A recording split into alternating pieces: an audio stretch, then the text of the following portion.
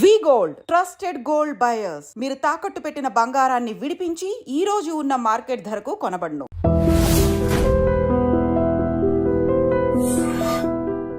ఒకవైపు సినీ రంగంలో మీ కాలు, మరోవైపు రాజకీయ రంగంలో కాలు పెడుతుంటారు తీస్తుంటారు. సినిమా రంగంలో కాలు పెట్టి ఆడలేదు. సినిమా రంగంలో మీ కాలు పర్మనెంట్ ఉంది. ఏందన్నా రాజకీయ రంగంలో కాలు అలా పెడుతుంటారు. మూడవ రంగం మీడియా రంగాన్ని ఎంచుకుంటున్నారంట. TV channel పెట్టాలనుకుంటున్నారు. మీరే ఎవరు చెప్పారు నీకు? తెలుసన్నా సమాచారము. ఏం మాట్లాడినా మాట్లాడి ఎందుకన్నా సమాచారం అన్నా ఇరికిటానికి ఎందుకు మాట్లాడతావు అన్నా? అన్న లాభం ఏదుంటే ఆ వ్యాపారం చేయాలన్నా. లాభం వస్తుందని తెలిసి ఆలోచిస్తాం. అంటే మీడియా రంగం లాభంగా మీరు అందరూ అడుక్కు తింటున్నారా? మరి మీడియా రంగం మీరు అందరూ అడుక్కు తింటున్నారా? పర్వాలేదండి, పాలే ఉన్నాము. మరి మీరు అడుక్కు తింటలేదు కదా, అది లాభం ఉంటేనే చేసేది. లాభం లేకుండా ఎవడేం చేయాలి? అన్ని మీడియా ఛానళ్ళు లాభంలోనే ఉన్నాయా? అరే నేను పెడితే నంబర్ 1 అవుతాను కదన్నా. మరి ఎప్పుడు పెడుతున్నారు? నాకు కుదిరితే పెడతా, లేదా పెట్టిన దానికి ఏం పెడతా. ఇంతకుముందు నీకు ముహూర్తం చెప్పాలనా? ఇది విజయదశమి పెడతా, దీపావళి పెడతా, సంక్రాంతి పెడతా, రంజానికి పెడతా, నీకు చెప్పాలనా? నేను ముహూర్తం నా సొంత విషయాలు, నా పిల్లలతో ఏం చేస్తాను, నా భార్యతో ఏం మాట్లాడతాను, నా కుటుంబం ఇదని వివరాలు చెప్పడానికి ఏందన్నా నువ్వు? నాకేనా ఏంది? మీడియా రంగంలో నా సీక్రెట్స్ అన్ని నీకెందుకు చెప్తాను? వ్యాపారాన్ని విస్తరించి బండ్లా గారు కాస్త బండ్లాని అయిపోతారేమో అనేసి మాకు నేను గుజరాత్ లో పుట్టలేదు కదన్నా. గుజరాత్ లో పుట్టింటే అయ్యేవాడిని బండ్లాని. గుజరాత్ లో పుట్టింటే బండ్లాని అనిపించుకోవాలని ఉందా ఇక్కడ? అంటే తెలంగాణ బండ్లాని అనేసి ఏమి లేదన్నా. బాగా బతకాలి, రాజకీయంగా పెరగాలి, మంచి స్థాయిలో ఉండాలి, 10 మందికి సేవ చేయాలి, 10 మందితో మంచివాడు అనిపించుకోవాలి, పోరాడాలి, యోధుల్లా ఉండాలి, అమ్మ బండ్లా గణేష్ అనాలని కోరికలు ఉంటాయి. మీరు గొప్పవారనా? గొప్పవారని ఇదే ఎక్కించినట్టు మాట్లాడకు. మీరు రైట్ అంటున్నా. గొప్పవారు గొప్పగా ఉంటారు కోరుకుంటున్నా. భగవంతుడు అని నా ఆశతో బతుకుతున్నా. భగవంతుడు దయండి. నేను అనుకున్న నేను సక్సెస్ అయితే మంచి పొజిషన్కి వస్తా. మంచి పొజిషన్ అన్న. చిన్న చిన్నది అడుగుతున్నాను, మళ్ళీ మీరు తప్పుగా అనుకోతే, మీకు ఇష్టం లేకపోతే నేను తీసేస్తాను. అది ఒంగోలు జట్టి వెంకటేశ్వర 1,20,00,000 చెక్ బౌన్స్ ఎందుకైందన్న? చెక్ బౌన్స్ కేసు 100 ఉంటాయన్నా. చిన్న మొత్తాలు కూడా చెక్ బౌన్స్ అయితే రాష్ట్ర ముఖ్యమంత్రి ఆంధ్రప్రదేశ్ ముఖ్యమంత్రికి 100 కేసులు ఉన్నాయి. నాకేం ఆర్థిక కేసుల గురించి కాదు, మోసపడ్డాది, మోసపోయిన కేసులు అయి ఉంటాయి. నువ్వు చెప్పే చూడు, మోసపోయిన కేసు ఒంగోలు జట్టి వెంకటేశ్వర్లు ఉన్నాయి, పొద్దుటూరులో 30 కేసులు ఉన్నాయి. ఇవన్నీ ఆర్థిక లావాదేవీలే. బండ్లా గణేష్ మర్డర్ చేశాడు, బండ్లా ట్రెస్ పాస్ చేశాడు, బండ్లా గణేష్ మోసం చేశాడు, బండ్లా గణేష్ కొడుకు గుంజుకున్నాడు, బండ్లా గణేష్ ఒక అమ్మాయి నేను చేశాడు, ఉండవు కేసులు. ఆర్థిక లావాదేవీలు, వ్యాపార తగాదాల్లో కేసులు ఉంటాయి. నిజంగా అన్నప్పుడు పోరాడి న్యాయస్థానం, పోలీస్ వ్యవస్థ ఏం చెప్తే దానికి కట్టుబడి మనం ఉండాలి. భారతదేశంలో అన్నిటికంటే అత్యంత పవర్ఫుల్ అయింది న్యాయ వ్యవస్థ, పోలీస్ వ్యవస్థ. వాళ్ళకి మనం ఎవడైనా లొంగి ఉండాలి. రాజ్యాంగమే. రాజ్యాంగం తర్వాత అన్న ఈడేం తప్పు మాట్లాడతాం? కూర్చొని ఇట్టి ఒప్పాక రాజ్యాంగం మాకు తెలియదు. రాజ్యాంగం అని పోలీస్ వ్యవస్థని, న్యాయ వ్యవస్థని గౌరవించాలన్నా వాళ్ళ పరిధిలోనే వాళ్ళు తీర్పు చెప్తారు. నేను మిమ్మల్ని తప్పుగా నువ్వు తప్పే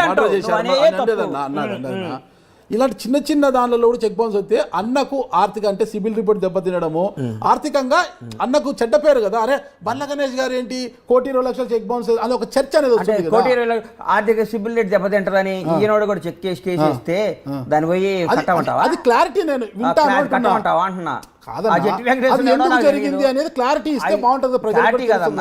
మనం ఏదో వ్యాపారంలో చెక్లు ఇస్తాం, వాడు ఎక్కడో తీసుకుపోయి దూరం అయితే ఒంగోలు అయితే బాగుంటుందో, ఇంకోటి పొద్దుటైతే బాగుంటుందని వేస్తారు. దానికి మనం పోయి న్యాయం కోసం ఫైట్ చేయాలన్నా. వాడు ఒకరికి భయపడి ఎందుకు 1,20,00,000 ఎందుకు బౌన్స్ అయింది? మీరు ఏదో ల్యాండ్ విషయంలో చెక్కులు ఇచ్చుకున్నాం, బౌన్స్ కాదు, ఎంటీ చెక్ ఉంటే రాసుకొని వేసారు. ₹1,20,000, 1,20,00,000 పెంచకు, ₹1,20,000, 20,00,000 నీకు ఇస్తా అన్నాడు. ఇందాడు నాకేం లేదు. మరి 1,20,000 అంటే మాట్లాడతావు? నాకు 20,00,000 ఇచ్చేవాళ్ళు. బండ్లన్నా ఇంతవరకు లక్షీలో బండ్లన్నా నాకు బండ్లన్నీ ఎందుకు ఇస్తాడు? వాసుదేవరెడ్డి ఇస్తాడు. బండ్లన్న లక్షన్న ఇచ్చి 20 ఇస్తాడు. ఇస్తా లక్ష ఇంటర్వ్యూ నీ కోర్టులో అంతేనా? మరి కాదా? కాదన్నా, ఇటీవల నాకు అర్థం కాలేదు. భీమ్లా నాకు సినిమా అప్పుడు అదేది ఆడియో లీక్ అయింది, నిజంగా అది మీ ఆడియోనేనా? అది మాదే. త్రివిక్రమ్ ప్లాన్ చేసి మీదేనా? ఎందుకు అలా చేశారు? అసలుకి ఏదో కోపం వచ్చింది అన్నాను. తర్వాత ఓకే మళ్ళన్నా అరసండి అందరూ ఆడే ఉంటానేనని పిలవని పేరంటానికి వెళ్ళి అక్కడ నక్కి ఉండడం ఎందుకు? పిలవని పేరంటానికి అన్నా నన్ను మిమ్మల్ని పిలవలేంటే నన్ను పిలవలేదు, నాకు ఇన్ఫర్మేషన్ లేదు. ఏమి మీరందరూ కూడా వేదిక నుంచి బండ్లన్నా అది కాదు నాది. అది నాది కాదు. త్రివిక్రమ్ గారిని త్రివిక్రమ్ అన్నా కదా, అది నాదే. అది డైరెక్ట్ గారు చెప్పా, సారీ ఆ చెప్పా. తర్వాత కొనసాగింపు ఏ కొనసాగింపు? నా బండ్లన్నా అడగమని నేనేమనలేదే. మరి కొనసాగింపుగా ఉంది దాంట్లోనే. ఏం లేదన్నా, నేను అంద ఇదే వాయిస్ అక్కడే నేను ఉంటాను, దాని గురించి వదిలే, నా వాయిస్ ఉన్నట్టుండి వేదిక అయిపోయింది. మీదకి అరే కోపాలు వస్తాయి, తాపాలు వస్తాయి. ఒక రోజు కోపం వచ్చినంత మాత్రం మన ఇద్దరు విడిపో. ఏదైనా అంతే పాలపొంగు లాగా మీరు. పాలపొంగు ఏందండి? అలా మనిషి పొంగు ఎలా మనిషి అన్నాడు చెబుతారా? కోపం రాదా? ఇప్పుడు ఏమన్నారు, మనిషి అన్నాడు కోపం రాదా అన్న. ఆ కోపానికి కూడా ఒక హద్దు ఉండాలి కదన్నా. దేనికి హద్దు? ప్రతి విషయం హద్దు నువ్వు రాసి పలానా వాడికి ఇంత హద్దు ఉండాలి, మర్డర్ చేస్తే ఇంత కోపం ఉండాలి, మానభంగం చేస్తే ఇంత కోపం ఉండాలి, డబ్బు ఇంత కోపం అని ఒక బుక్ చదువుకుంటా. మాట్లాడతావన్నా పవన్ కళ్యాణ్ గారి రాజకీయ కాదన్నా, నువ్వు రాసి అన్నా ఇది మనాడికి నీకు ఇంత బీపీ షుగర్ ఉండాలి, ఇంత ఉండాలి, ఈ పని చేస్తే ఈ కోపం ఉండాలి, నువ్వు రాసి ఒక బుక్ రిలీజ్ చేయి మీ ఐ డ్రీమ్ ద్వారా. దాన్ని ఫాలో అవుతాం, మేము నేర్చుకుంటాం. ఓకే, నేను రాసి చెక్ లేదన్నా, నేను అన్నిట్లో గమనిస్తున్నా. ఏది జరిగినా కూడా ఈ మధ్య ట్వీట్ల వ్యవహారం ఎక్కువైపోయింది బండ్ల గణేష్ గారికి. ఆ ట్వీట్ ఒకటి బాగా నేర్చుకున్నారు, అందులో తెలుగులో ట్వీట్ చేయడము, ఇంగ్లీష్లో ట్వీట్ చేయడము బాగా నేర్చుకున్నారు. ఎందుకు ఆ ట్వీట్లు ఊరికి ప్రతిదానికి ట్వీట్ ఏం చేయమంటావు? నువ్వు అడిగావు నాపేమంటావా అంటున్నా. కాదన్న ట్వీట్ నాకు నాకు నాకు నా వాక్ స్వాతంత్రం కానీ నాకు స్వాతంత్రం లేదా? ఉందన్నా. కాదు, నువ్వు వచ్చి నువ్వు అడిగావు ట్వీట్లు చేస్తారు, ఏది అనవసరమైన విషయాలు ఎందుకు ట్వీట్ చేస్తారు? ఏదో అనవసరం విషయం ట్వీట్ చేశాను. ఏమనవసరం విషయం ట్వీట్ చేశానన్నా? అన్ని అవసరం విషయాలే ట్వీట్ చేశా. నువ్వు అనవసరం విషయం అనుకుంటే నా ట్వీట్లు చూడబాక, నన్ను ఫాలో కాబాక. నీకు నచ్చకపోతే నువ్వు ఫాలో కాబాక. నేను నీకు నచ్చకపోతే నువ్వు నన్ను ఫాలో కాబాక. అడుగుతావేందన్నా? నా ఇష్టం, నాకు నచ్చింది నేను మాట్లాడతాను. ముగ్గురు పిల్లలు, ఒక పిల్లలు పెంచుతున్నా సరదాగా. అదే అన్న ఇప్పుడు అడగబోతున్నా. ముగ్గురు పిల్లలు ఉన్నారు, అయినా కూడా మీరు చాలా పెద్ద మనసు బండ్లన్న. నిజము, బండ్లన్న అంటే పెద్ద మనసు చిన్న మనసు నాకు తెలుసులే కానీ నువ్వు పాజిటివ్ గా మాట్లాడి నాకు నెగిటివ్ కనపడిద్దాను నీలో. నీ ముఖంలో నాకు ఎందుకు నెగిటివ్ ఎనర్జీ?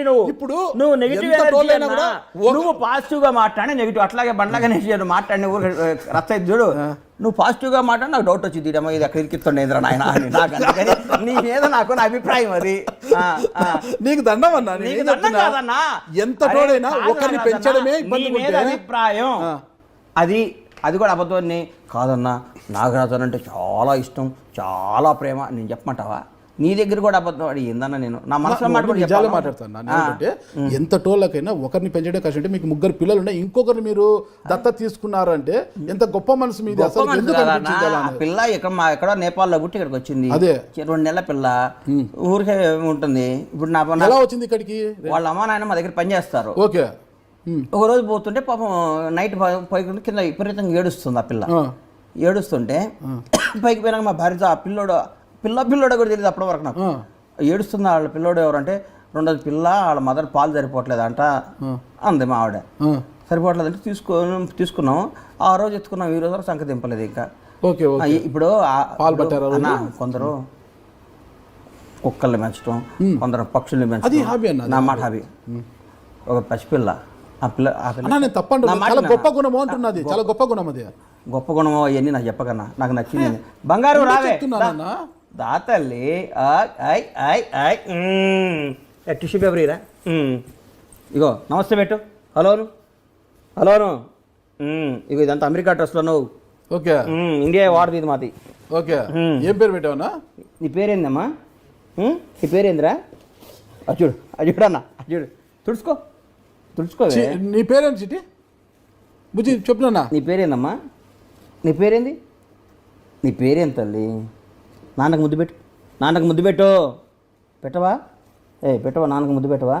ఆయన బూచాడమ్మో, నాగరాజు అని పెద్ద బూచాడు. నువ్వు కూర్చొని చేసినండి, నాగరాజు అంకులు బూచాడమ్మా. అమ్మో నిజంగా ఎందుకో తప్పుగా అనుకుంటారు కానీ చాలా గొప్ప మనసు. వాళ్ళ తల్లిదండ్రులు మీరు తీసుకొని ఆ రోజు పాల కోసం ఏడుస్తున్న బిడ్డను తీసుకొని ఈ రోజు వరకు చంక దింపకుండా